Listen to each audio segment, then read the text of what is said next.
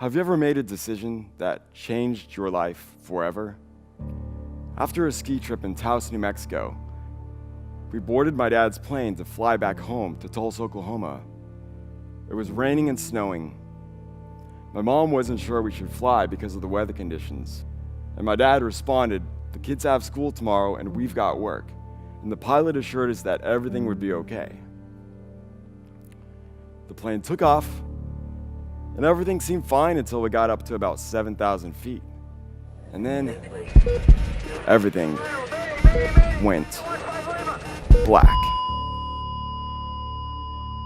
The next time I saw light was a month later. I found myself in a hospital bed after waking from a coma. I couldn't talk, could hardly move, and had tubes all over my body. I saw my dad and my sister with crutches. I was afraid to ask why my mom wasn't there.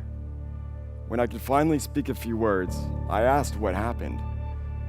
And I was told that we were in a plane crash and that my mom didn't make it.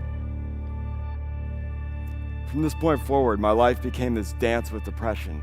And my mind would sway into the past and then out to the present and back to the past. I was stuck. When I was a teenager, I had major acne and walked with a limp because I had back problems from the plane crash. Consequently, I got bullied. Now, I don't know about you, but as a teen, my negative thoughts would beat me up inside. You're not good enough. No one loves you. There's no point in living. It's totally normal to feel sad after these things happen.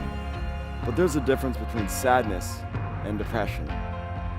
For those of you that haven't felt depressed, the best way I can describe what it feels like is to imagine a dark cloud hovering over your head that you just can't get away from.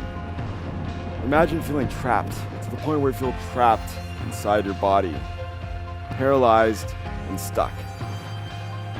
Like you aren't motivated to do anything. I was afraid to be vulnerable and ask for help. My thoughts of suicide had become a regular thing. What does a guy who doesn't want to be depressed do? One day, my grandma put a book on my desk and said, "I think you might like this book." I picked it up and read the cover. 7 Habits of Highly Effective Teens by Sean Covey. "Thanks, Grandma." Then Grandma shut the door. Thought to myself, great. Now Grandma thinks I'm not highly effective. I opened the book and started reading. There was a lot of good information, but one thing really stood out. And it's that your life doesn't just happen. The choices are yours. You choose happiness, you choose sadness, you choose courage, you choose fear. I had a perspective shift. What if I chose to be proactive and stop letting my circumstances control me?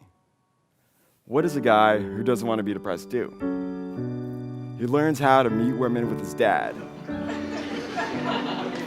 We were both single and had no clue how to attract women, and began to start conversations with women in coffee shops, in bars, on the streets, in the mall, riding the bus, everywhere. We were each other's wingman. I realized that getting out and talking to people helped me to feel happy. This was one of the best memories I had with my dad. We had a ton of laughs, awkward moments, and met some incredible people by facing our fears of rejection.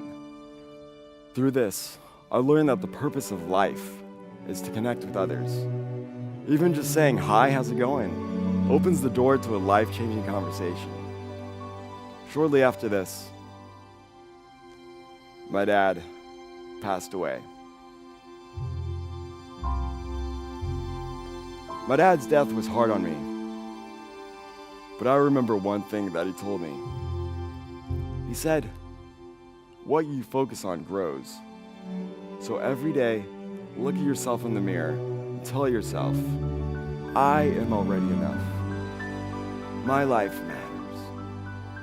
Say this so much that you believe it and that it becomes part of your internal dialogue. many studies have shown that expressing gratitude helps to alleviate depression. I am grateful to be alive.